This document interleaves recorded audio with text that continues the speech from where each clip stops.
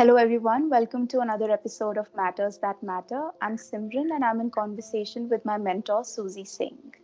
So, as the lockdown gets extended further, a lot of people have started complaining about feeling a lot of frustration and restlessness. So, Susie, how difficult or easy has this lockdown been for you?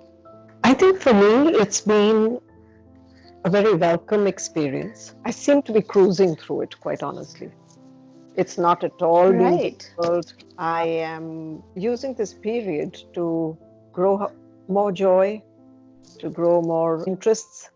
Mm-hmm. And overall, I think it has been an experience of value. What do you think helped you have this attitude towards the lockdown? Because this is not very commonly seen, and this is not a very common response for sure to the lockdown. What is it, maybe something that you've built over the years in your practice?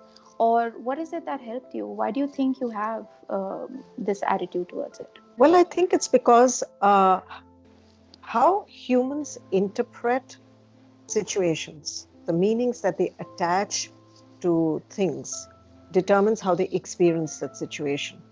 For example, if someone were looking at this lockdown through the feeling or the filter of being trapped, they are going Hmm. to, struggle with it. They're going to resist it. They're going to want to break it down, and they're going to want to get out of this prison of sorts that they've been put into. That whole idea of being trapped brings with it the feeling of coercion, the feeling of being prevented, the feeling of the freedom being taken away. And so the mind automatically goes down the tunnel of wanting to feel frustrated, angry, wanting to blame maybe the government for not doing enough, or blame the virus for having messed up their lives, or blame themselves for why they are in this predicament. Hmm. Now, on the other hand, if someone were to view this whole situation as an adventure, Hmm. and for me, it was an adventure. It was this very unique situation. And it was like a game. I mean, imagine if you were participating in a Big Boss, Yeah. right? And you have an opportunity to discover a lot more things. You have the opportunity to have a whole new experience of life and of your own self. Now, thinking of this experience as again, thinking of this experience as, wow, I'm in this new situation. And I'm really grateful that I am locked down with my family. My kids are at home. And so we're all safe. It's my nest.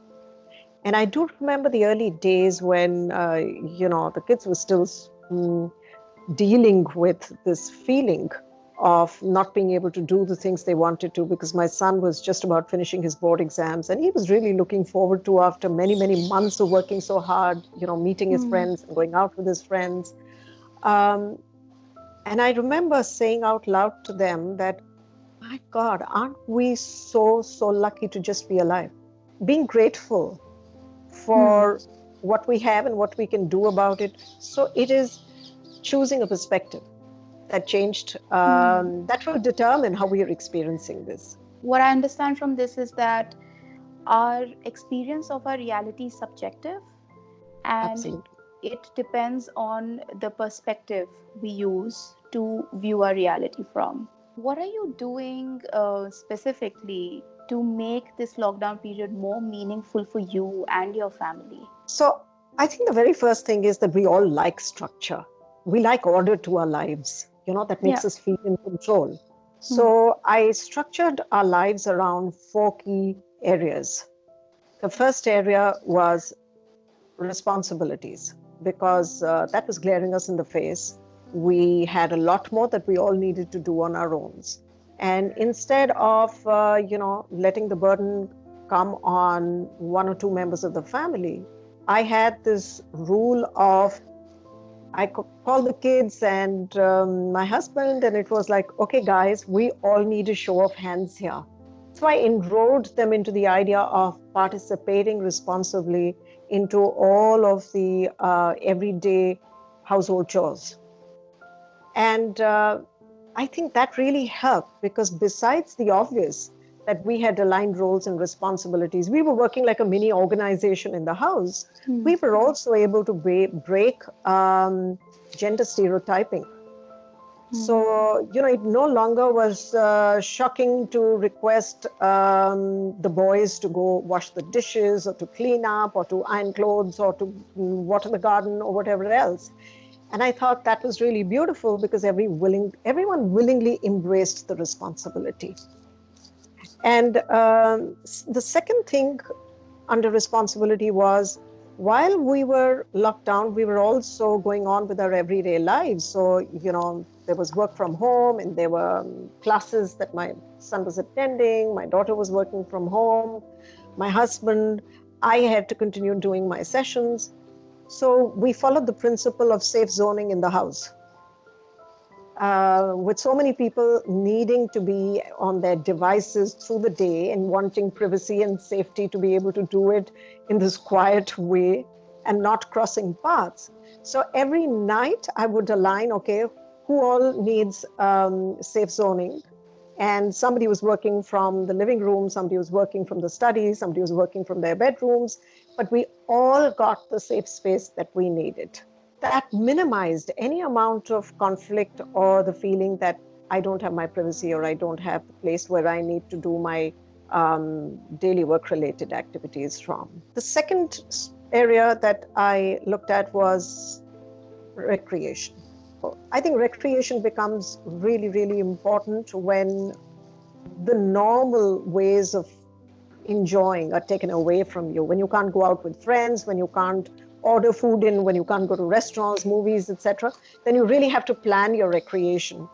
And I think we decided to Netflix together as a family so that it was a time to bond instead of everybody watching their own thing. Fortunately, we Hmm. are a one television household still, and which is a very conscious decision. So we're forced to all sit together and do that activity together. Now, this helped negotiate a lot of differences. So we all as a family learned to be more accepting of differences as people, because, somebody wanted spy series and somebody wanted to do more esoteric stuff and, life after life, and somebody wanted to do action and money matters, etc. So it was great fun being able to bring the family to a consensus, something we all agreed upon, something we all enjoyed, something no one had seen before, Hmm. and to do it together. And in the process of doing it together, we found that we were sharing, talking, laughing, and having more family bonding time. Hmm. We also tended to play a lot more board games. So suddenly, after years, the Monopoly board came out, the chess boards came out, and that was good fun. And we also ended up doing karaoke. I did that for the first time with the kids, and it was rocking. It was so much fun because we could be silly, you know. And I think a certain degree of shedding your need to do something well and just doing it because you're having so much fun is so joyful. Right.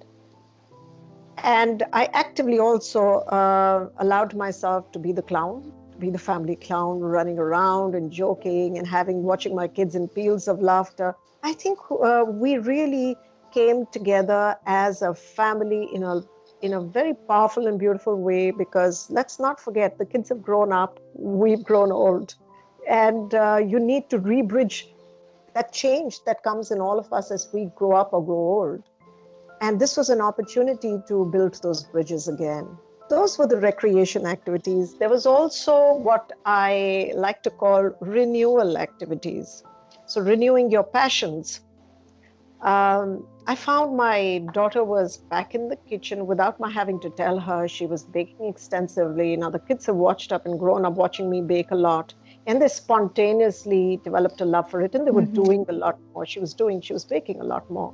She was, I think, upgrading her skills. Since this also came in the realm of responsibility, we took turns. So my husband was cooking and my daughter was baking and my son was baking. And it was immense fun because everybody brings, I think, a different dimension to the way they like to cook and what they like to cook. And so we had a home restaurant running literally. So it took care of, we suddenly realized we didn't need to order things in, and we stopped missing that completely. We were also given the opportunity to renew our connections. Hmm. So everyone, my husband was calling old school friends, and I was able to connect with my family more often, more frequently. My son was playing with his school friends virtual games every single day. We made sure we did not lose sight of connections. Hmm. In fact, we really upped them. So that was very wonderful.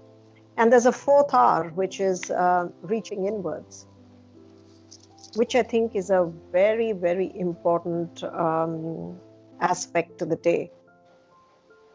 Each one of us, in our own ways, was using this period to discover more about ourselves, introspect, inquire deeply about our lives, discover something new. And I can speak for myself personally because I find nature speaks to me. And all the times, instead of seeing my role and responsibility to water the garden as a burden, it became one of my most joyful moments of the day because I could talk a lot more to my plants. I would drench them with water, and I was reminded of being a child, and I used to water the garden as a child too. And I found my childlike enthusiasm back. I was being naughty, I was being silly, I was having fun. I was I was just discovering how the new shoots grow. I was seeing how nature would, whether it's see dead fallen leaves, and I was cleaning them up.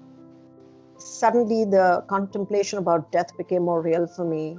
When I was, the morning after we had a storm a couple of days ago, and when I went up and I found the terrace in a complete mess, my normal response would be, oh my God, the pots are broken and who's going to clean up? But it wasn't that. I started observing that the wind was naturally clearing and cleaning the pathways, and the center of the terrace started looking automatically clean, and it was moving all the debris to the corners. And that started making me feel that, this is what we do with all the storms inside of us. We move the debris into the corners where they're hidden and we Yeah. don't see them. And so nature was teaching me very, very profound and metaphysical lessons.